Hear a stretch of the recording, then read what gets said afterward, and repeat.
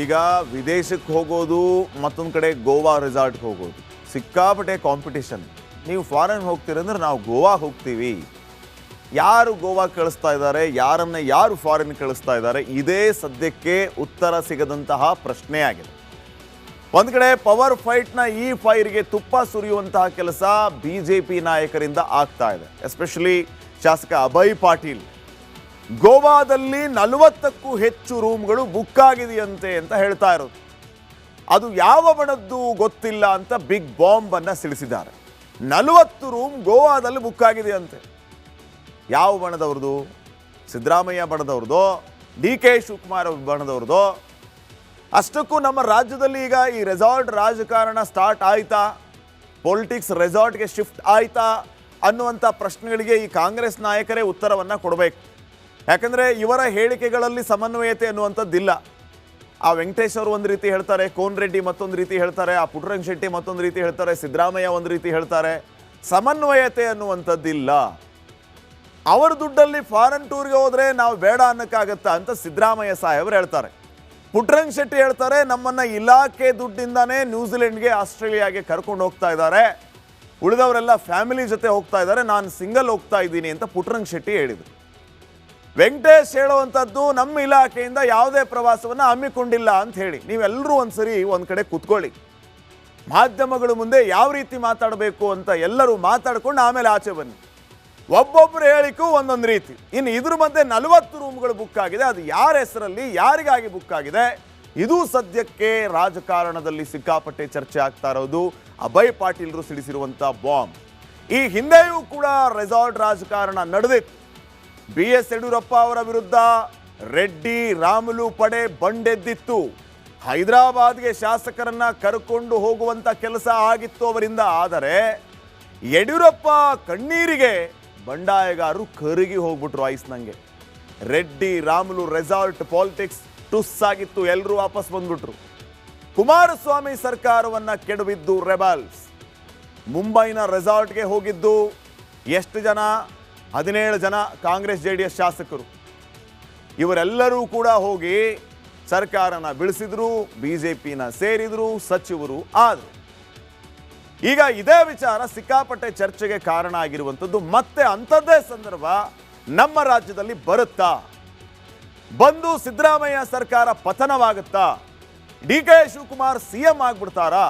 ಅಥವಾ ಎಲ್ಲವೂ ಬಹಳ ಹೊಂದಾಣಿಕೆಯಿಂದ ನೀಟಾಗಿ ಅಚ್ಚುಕಟ್ಟಾಗಿ ಸಿದ್ದರಾಮಯ್ಯ ಅವರು ಏನೂ ತಗಾದೆಯನ್ನ ತೆಗೆಯದೆ, ರೆಸಾರ್ಟ್ ರಾಜಕಾರಣಕ್ಕೆ ನಾಂದಿಯನ್ನ ಹಾಡದೆ ಈಸಿಯಾಗಿ ಅಧಿಕಾರವನ್ನು ಬಿಟ್ಟುಕೊಟ್ಬಿಡ್ತಾರಾ ಅನ್ನುವಂತಹ ವಾದವೂ ಇದೆ. ನೋಡೋಣ ಏನಾಗುತ್ತೆ ಅಂತ ಹೇಳಿ. ಈಗ ವಿದೇಶಕ್ಕೆ ಹೋಗೋದು, ಮತ್ತೊಂದು ಕಡೆ ಗೋವಾ ರೆಸಾರ್ಟ್ಗೆ ಹೋಗೋದು, ಸಿಕ್ಕಾಪಟ್ಟೆ ಕಾಂಪಿಟಿಷನ್. ನೀವು ಫಾರಿನ್ ಹೋಗ್ತೀರಂದ್ರೆ ನಾವು ಗೋವಾ ಹೋಗ್ತೀವಿ. ಯಾರು ಗೋವಾ ಕಳಿಸ್ತಾ ಇದ್ದಾರೆ, ಯಾರು ಫಾರಿನ್ ಕಳಿಸ್ತಾ ಇದ್ದಾರೆ, ಇದೇ ಸದ್ಯಕ್ಕೆ ಉತ್ತರ ಸಿಗದಂತಹ ಪ್ರಶ್ನೆ ಆಗಿದೆ. ಒಂದು ಕಡೆ ಪವರ್ ಫೈಟ್ನ ಈ ಫೈರ್ಗೆ ತುಪ್ಪ ಸುರಿಯುವಂತಹ ಕೆಲಸ ಬಿಜೆಪಿ ನಾಯಕರಿಂದ ಆಗ್ತಾ ಇದೆ. ಎಸ್ಪೆಷಲಿ ಶಾಸಕ ಅಭಯ್ ಪಾಟೀಲ್ ಗೋವಾದಲ್ಲಿ 40ಕ್ಕೂ ಹೆಚ್ಚು ರೂಮ್ಗಳು ಬುಕ್ ಆಗಿದೆಯಂತೆ ಅಂತ ಹೇಳ್ತಾ ಇರೋದು. ಅದು ಯಾವ ಬಣದ್ದು ಗೊತ್ತಿಲ್ಲ ಅಂತ ಬಿಗ್ ಬಾಂಬ್ ಅನ್ನ ಸಿಡಿಸಿದ್ದಾರೆ. 40 ರೂಮ್ ಗೋವಾದಲ್ಲಿ ಬುಕ್ ಆಗಿದೆಯಂತೆ. ಯಾವ ಬಣದವ್ರದ್ದು? ಸಿದ್ದರಾಮಯ್ಯ ಬಣದವ್ರದ್ದು, DK ಶಿವಕುಮಾರ್ ಬಣದವ್ರದ್ದು? ಅಷ್ಟಕ್ಕೂ ನಮ್ಮ ರಾಜ್ಯದಲ್ಲಿ ಈಗ ಈ ರೆಸಾರ್ಟ್ ರಾಜಕಾರಣ ಸ್ಟಾರ್ಟ್ ಆಯ್ತಾ, ಪೊಲಿಟಿಕ್ಸ್ ರೆಸಾರ್ಟ್ಗೆ ಶಿಫ್ಟ್ ಆಯ್ತಾ ಅನ್ನುವಂಥ ಪ್ರಶ್ನೆಗಳಿಗೆ ಈ ಕಾಂಗ್ರೆಸ್ ನಾಯಕರೇ ಉತ್ತರವನ್ನು ಕೊಡಬೇಕು. ಯಾಕಂದರೆ ಇವರ ಹೇಳಿಕೆಗಳಲ್ಲಿ ಸಮನ್ವಯತೆ ಅನ್ನುವಂಥದ್ದಿಲ್ಲ. ಆ ವೆಂಕಟೇಶ್ ಅವರು ಒಂದು ರೀತಿ ಹೇಳ್ತಾರೆ, ಕೋನ್ ರೆಡ್ಡಿ ಮತ್ತೊಂದು ರೀತಿ ಹೇಳ್ತಾರೆ, ಆ ಪುಟ್ಟರಂಗ ಶೆಟ್ಟಿ ಮತ್ತೊಂದು ರೀತಿ ಹೇಳ್ತಾರೆ, ಸಿದ್ದರಾಮಯ್ಯ ಒಂದು ರೀತಿ ಹೇಳ್ತಾರೆ. ಸಮನ್ವಯತೆ ಅನ್ನುವಂಥದ್ದಿಲ್ಲ. ಅವರ ದುಡ್ಡಲ್ಲಿ ಫಾರಿನ್ ಟೂರ್ಗೆ ಹೋದರೆ ನಾವು ಬೇಡ ಅನ್ನೋಕ್ಕಾಗತ್ತಾ ಅಂತ ಸಿದ್ದರಾಮಯ್ಯ ಸಾಹೇಬರು ಹೇಳ್ತಾರೆ.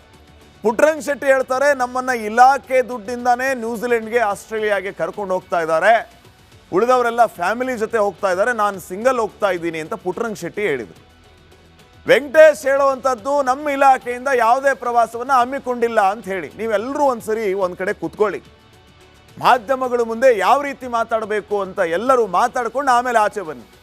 ಒಬ್ಬೊಬ್ಬರು ಹೇಳಿಕೂ ಒಂದೊಂದು ರೀತಿ. ಇನ್ನು ಇದ್ರ ಮಧ್ಯೆ 40 ರೂಮ್ಗಳು ಬುಕ್ ಆಗಿದೆ. ಅದು ಯಾರ ಹೆಸರಲ್ಲಿ, ಯಾರಿಗಾಗಿ ಬುಕ್ ಆಗಿದೆ, ಇದು ಸದ್ಯಕ್ಕೆ ರಾಜಕಾರಣದಲ್ಲಿ ಸಿಕ್ಕಾಪಟ್ಟೆ ಚರ್ಚೆ ಆಗ್ತಾ ಇರೋದು. ಅಭಯ್ ಪಾಟೀಲ್ರು ಸಿಡಿಸಿರುವಂಥ ಬಾಂಬ್. ಈ ಹಿಂದೆಯೂ ಕೂಡ ರೆಸಾರ್ಟ್ ರಾಜಕಾರಣ ನಡೆದಿತ್ತು. BS ಯಡಿಯೂರಪ್ಪ ಅವರ ವಿರುದ್ಧ ರೆಡ್ಡಿ ರಾಮುಲು ಪಡೆ ಬಂಡೆದ್ದಿತ್ತು. ಹೈದರಾಬಾದ್ಗೆ ಶಾಸಕರನ್ನ ಕರ್ಕೊಂಡು ಹೋಗುವಂತ ಕೆಲಸ ಆಗಿತ್ತು ಅವರಿಂದ. ಆದರೆ ಯಡಿಯೂರಪ್ಪ ಕಣ್ಣೀರಿಗೆ ಬಂಡಾಯಗಾರರು ಕರಗಿ ಹೋಗ್ಬಿಟ್ರು ಐಸ್ನಂಗೆ.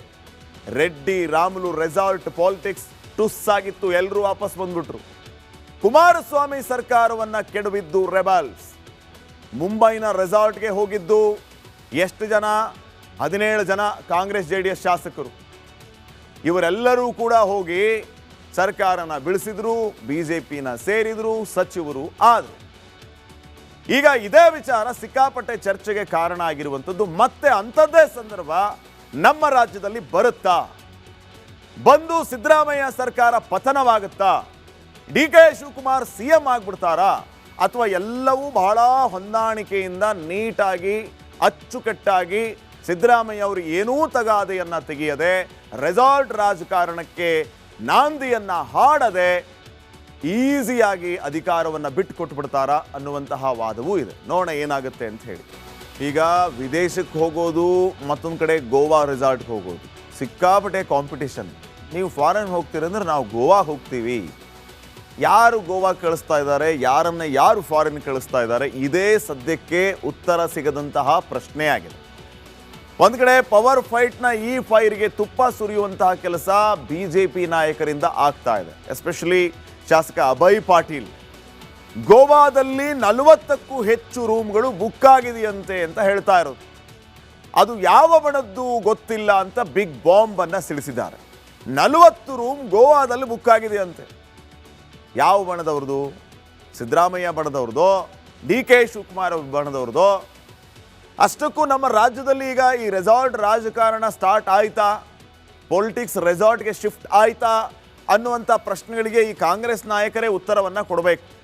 ಯಾಕಂದರೆ ಇವರ ಹೇಳಿಕೆಗಳಲ್ಲಿ ಸಮನ್ವಯತೆ ಅನ್ನುವಂಥದ್ದಿಲ್ಲ.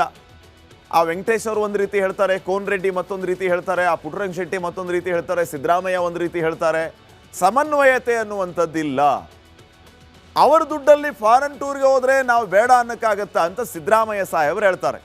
ಪುಟ್ಟರಂಗ ಶೆಟ್ಟಿ ಹೇಳ್ತಾರೆ, ನಮ್ಮನ್ನು ಇಲಾಖೆ ದುಡ್ಡಿಂದಾನೇ ನ್ಯೂಜಿಲೆಂಡ್ಗೆ, ಆಸ್ಟ್ರೇಲಿಯಾಗೆ ಕರ್ಕೊಂಡು ಹೋಗ್ತಾ ಇದ್ದಾರೆ, ಉಳಿದವರೆಲ್ಲ ಫ್ಯಾಮಿಲಿ ಜೊತೆ ಹೋಗ್ತಾ ಇದ್ದಾರೆ, ನಾನು ಸಿಂಗಲ್ ಹೋಗ್ತಾ ಇದ್ದೀನಿ ಅಂತ ಪುಟ್ಟರಂಗ ಶೆಟ್ಟಿ ಹೇಳಿದರು. ವೆಂಕಟೇಶ್ ಹೇಳುವಂಥದ್ದು, ನಮ್ಮ ಇಲಾಖೆಯಿಂದ ಯಾವುದೇ ಪ್ರವಾಸವನ್ನು ಹಮ್ಮಿಕೊಂಡಿಲ್ಲ ಅಂತ ಹೇಳಿ. ನೀವೆಲ್ಲರೂ ಒಂದ್ಸರಿ ಒಂದು ಕಡೆ ಕೂತ್ಕೊಳ್ಳಿ, ಮಾಧ್ಯಮಗಳ ಮುಂದೆ ಯಾವ ರೀತಿ ಮಾತಾಡಬೇಕು ಅಂತ ಎಲ್ಲರೂ ಮಾತಾಡ್ಕೊಂಡು ಆಮೇಲೆ ಆಚೆ ಬನ್ನಿ. ಒಬ್ಬೊಬ್ಬರು ಹೇಳಿಕೂ ಒಂದೊಂದು ರೀತಿ. ಇನ್ನು ಇದ್ರ ಮಧ್ಯೆ 40 ರೂಮ್ಗಳು ಬುಕ್ ಆಗಿದೆ. ಅದು ಯಾರ ಹೆಸರಲ್ಲಿ, ಯಾರಿಗಾಗಿ ಬುಕ್ ಆಗಿದೆ, ಇದು ಸದ್ಯಕ್ಕೆ ರಾಜಕಾರಣದಲ್ಲಿ ಸಿಕ್ಕಾಪಟ್ಟೆ ಚರ್ಚೆ ಆಗ್ತಾ ಇರೋದು. ಅಭಯ್ ಪಾಟೀಲ್ರು ಸಿಡಿಸಿರುವಂಥ ಬಾಂಬ್. ಈ ಹಿಂದೆಯೂ ಕೂಡ ರೆಸಾರ್ಟ್ ರಾಜಕಾರಣ ನಡೆದಿತ್ತು. BS ಯಡಿಯೂರಪ್ಪ ಅವರ ವಿರುದ್ಧ ರೆಡ್ಡಿ ರಾಮುಲು ಪಡೆ ಬಂಡೆದ್ದಿತ್ತು. ಹೈದರಾಬಾದ್ಗೆ ಶಾಸಕರನ್ನ ಕರ್ಕೊಂಡು ಹೋಗುವಂತ ಕೆಲಸ ಆಗಿತ್ತು ಅವರಿಂದ. ಆದರೆ ಯಡಿಯೂರಪ್ಪ ಕಣ್ಣೀರಿಗೆ ಬಂಡಾಯಗಾರರು ಕರಗಿ ಹೋಗ್ಬಿಟ್ರು ಐಸ್ನಂಗೆ. ರೆಡ್ಡಿ ರಾಮುಲು ರೆಸಾರ್ಟ್ ಪಾಲಿಟಿಕ್ಸ್ ಟುಸ್ ಆಗಿತ್ತು, ಎಲ್ಲರೂ ವಾಪಸ್ ಬಂದ್ಬಿಟ್ರು. ಕುಮಾರಸ್ವಾಮಿ ಸರ್ಕಾರವನ್ನ ಕೆಡವಿದ್ದು ರೆಬಲ್ಸ್. ಮುಂಬೈನ ರೆಸಾರ್ಟ್ಗೆ ಹೋಗಿದ್ದು ಎಷ್ಟು ಜನ? 17 ಜನ ಕಾಂಗ್ರೆಸ್ JDS ಶಾಸಕರು. ಇವರೆಲ್ಲರೂ ಕೂಡ ಹೋಗಿ ಸರ್ಕಾರನ ಬೀಳಿಸಿದ್ರು, BJPನ ಸೇರಿದ್ರು, ಸಚಿವರು ಆದರು. ಈಗ ಇದೇ ವಿಚಾರ ಸಿಕ್ಕಾಪಟ್ಟೆ ಚರ್ಚೆಗೆ ಕಾರಣ ಆಗಿರುವಂಥದ್ದು. ಮತ್ತೆ ಅಂಥದ್ದೇ ಸಂದರ್ಭ ನಮ್ಮ ರಾಜ್ಯದಲ್ಲಿ ಬರುತ್ತಾ? ಬಂದು ಸಿದ್ದರಾಮಯ್ಯ ಸರ್ಕಾರ ಪತನವಾಗುತ್ತಾ? DK Shivakumar CM ಆಗ್ಬಿಡ್ತಾರಾ? ಅಥವಾ ಎಲ್ಲವೂ ಬಹಳ ಹೊಂದಾಣಿಕೆಯಿಂದ ನೀಟಾಗಿ ಅಚ್ಚುಕಟ್ಟಾಗಿ ಸಿದ್ದರಾಮಯ್ಯ ಅವರು ಏನೂ ತಗಾದೆಯನ್ನ ತೆಗೆಯದೆ ರೆಸಾರ್ಟ್ ರಾಜಕಾರಣಕ್ಕೆ ನಾಂದಿಯನ್ನ ಹಾಡದೆ ಈಸಿಯಾಗಿ ಅಧಿಕಾರವನ್ನು ಬಿಟ್ಟುಕೊಟ್ಬಿಡ್ತಾರಾ ಅನ್ನುವಂತಹ ವಾದವೂ ಇದೆ. ನೋಡೋಣ ಏನಾಗುತ್ತೆ ಅಂತ ಹೇಳಿ.